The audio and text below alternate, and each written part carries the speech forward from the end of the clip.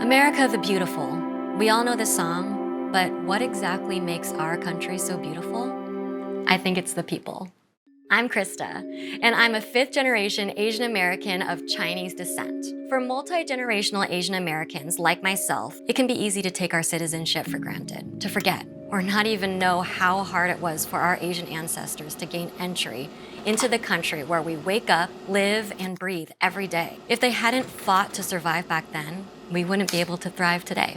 Immigration has seen a rise and fall in distinct waves throughout the centuries. So, which wave brought my parents here, or my great-grandparents? And did the immigration tides ebb or flow in order for our ancestors to arrive?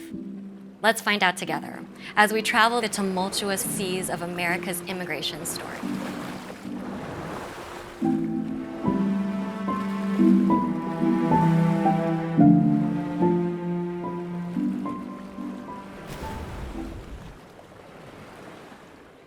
Long before my family arrived, the Silk Road was closed to Europeans. So Christopher Columbus and other explorers raced to uncover ways to reach Asia, routes that could be faster, easier, more prosperous. When they reached what is now the continental United States of America, and the sudden competition for power and wealth ushered in its very first wave of settlers, mostly Europeans and indentured, soon-to-be African slaves. In the 1760s, the first Asians to settle here were the indentured Filipino Luzon Indians. They were part of the Spanish galleon's crew headed to Acapulco. Many literally jumped ship to escape harsh servitude and fled to the Louisiana marshes, where they established shrimping and fishing communities like St. Malo. It wasn't until 1776, America's birth year, that the first official wave of US immigrants arrived. Like the early settlers, they were mostly Europeans and Africans. Although we wouldn't see a systemic migration of Asians to the US for yet another half-century, the new nation's first naturalization law already affected them, even before they got here. The Naturalization Act of 1790 barred non-whites and indentured servants from citizenship. A handful of years later, the War of 1812 brought this initial wave of immigration to an end, when transatlantic migration was disrupted by the literal battle at sea.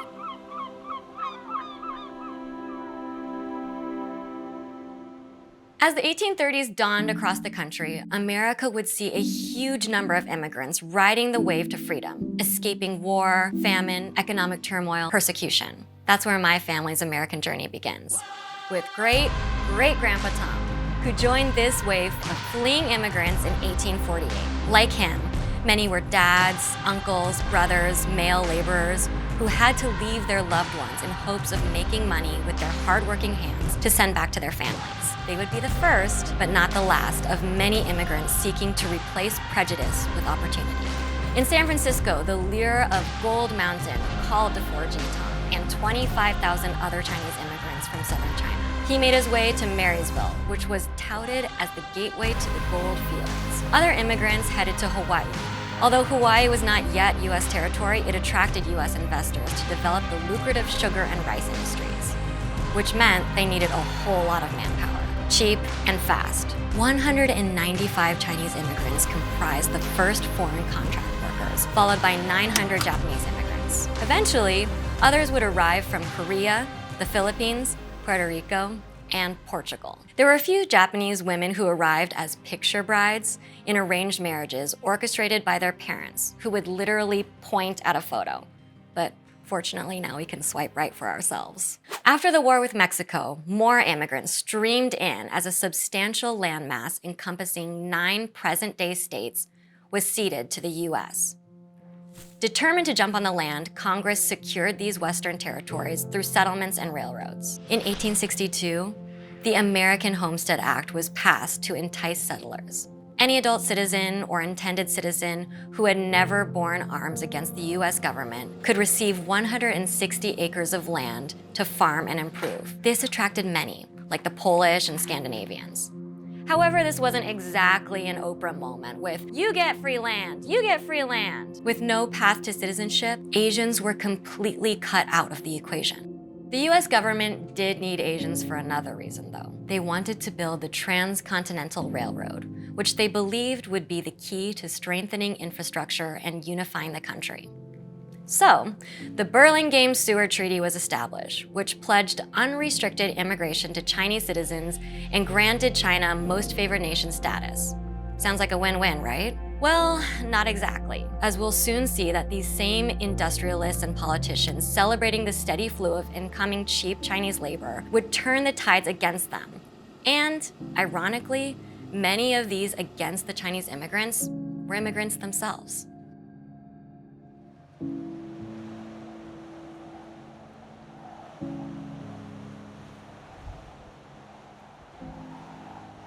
You know how we hear some Americans complaining about immigrants taking their jobs? Well, that stems all the way back to the 1870s. With the California gold rush over and the Transcontinental Railroad complete, there was an oversupply of cheap labor, leaving the Asians and newly arriving white workers in competition for the same jobs. To make matters more complicated, Americans were experiencing the worst economic depression in national history, a retreat from the Reconstruction Act of 1867, and gearing up for the presidential election. Because California was a swing state and the center of the anti-Asian movement, the presidential candidates had to be anti-Chinese to win. Could things get worse? Only time would tell. And sure enough, over the next 50 years, the rise in violence, war, discrimination, and hostility escalated, giving way to a series of even harsher restrictions on Asian immigration. This was all to keep out less than 1% of the population.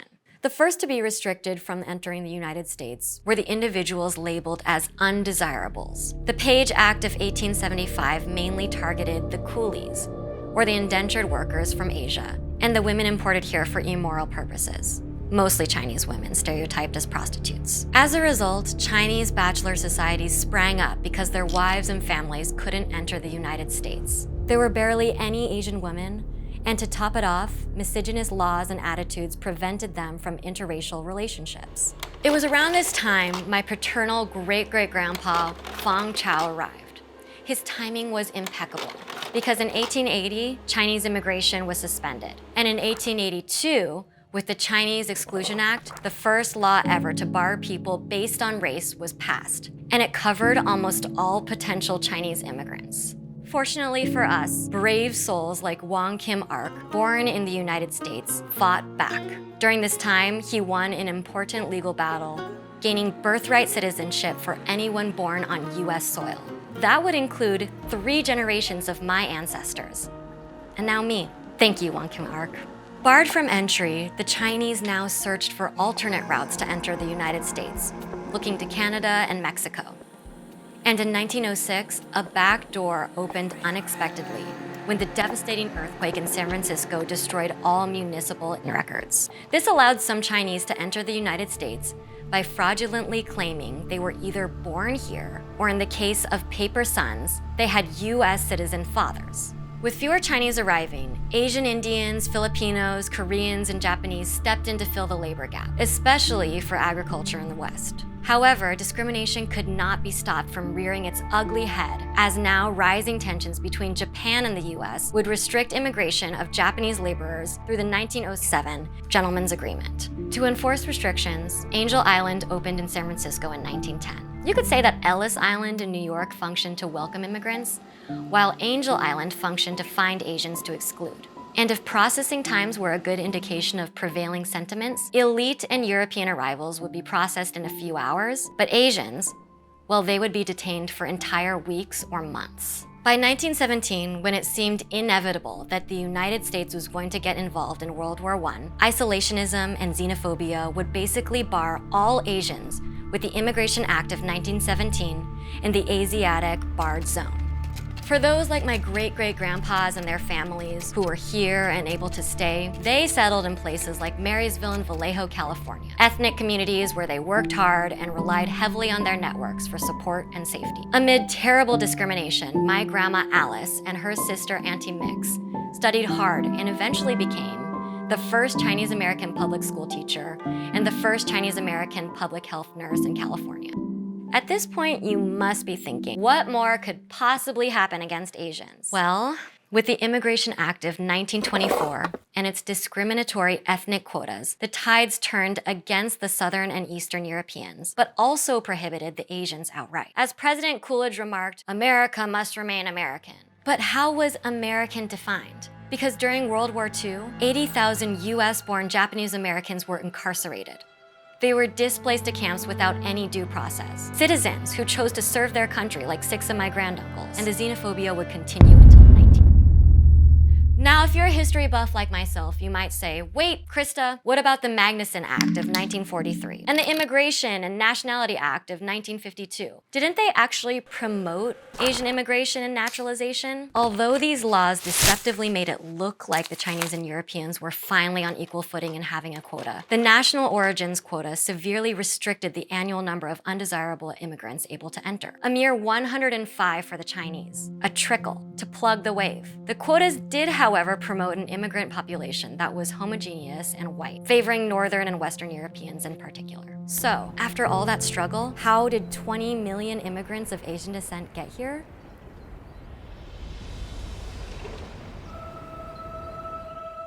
Did I mention we're a pretty resilient race? Well, we are. By the Statue of Liberty, the Immigration and Nationality Act of 1965 was signed. The ethnic quotas were finally removed in favor of a preference system. This worked for some countries like China, but not for others. Canada, and especially Mexico, with historically high levels of immigration, now found themselves with a cap. For those like nations in Africa, they still didn't qualify to enter due to preference criteria. Even so, this act has since dramatically changed the demographic makeup of America's population. For Asians, many more options to immigrate became available than during the Exclusion era. The ability to enter the mainstream workforce as students and skilled workers through this wave now allowed Asians to put down roots throughout the country and eventually bring their extended families over. Asian immigration would take off from here.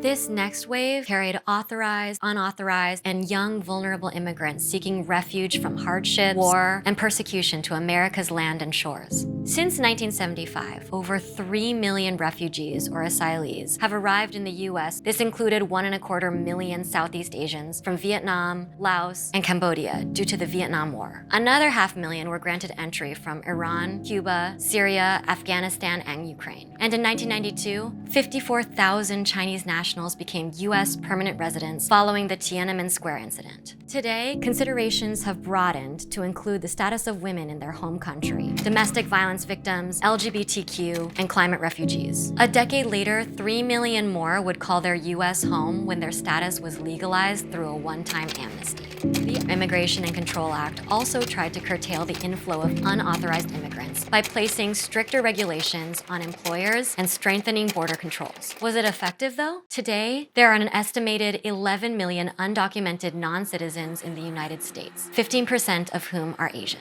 In this period, we see a switch from unskilled labor to welcoming a more diverse, skilled workforce, further punctuated by the Immigration Act of 1990, which introduced the H-1B visa and the diversity visa lottery programs.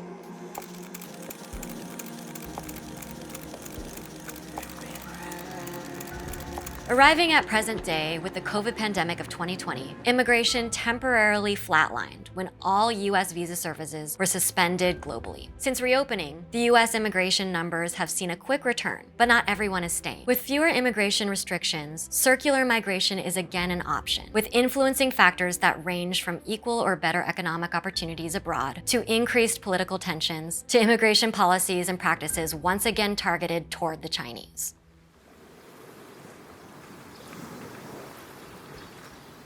Immigration is a constant defining story in and of America. Asian immigrants arrived as early as 200 years ago and as recently as today. They came for many of the same reasons as other immigrants, but their story was one of exclusion and discrimination, a race previously deemed unable to assimilate, essential but foreign.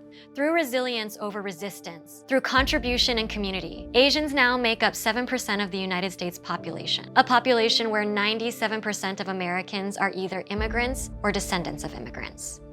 America is far from perfect, but it continues to be a beacon of hope and possibility for about 1 million migrants each year. Though we all come from different places, each and every one of our immigrant stories matters. Together, we form history, her story and our story. With open minds, we open ourselves to learning from and growing beside each other, to both inspiring and being inspired by what we are humanly capable of overcoming when we seek a better future.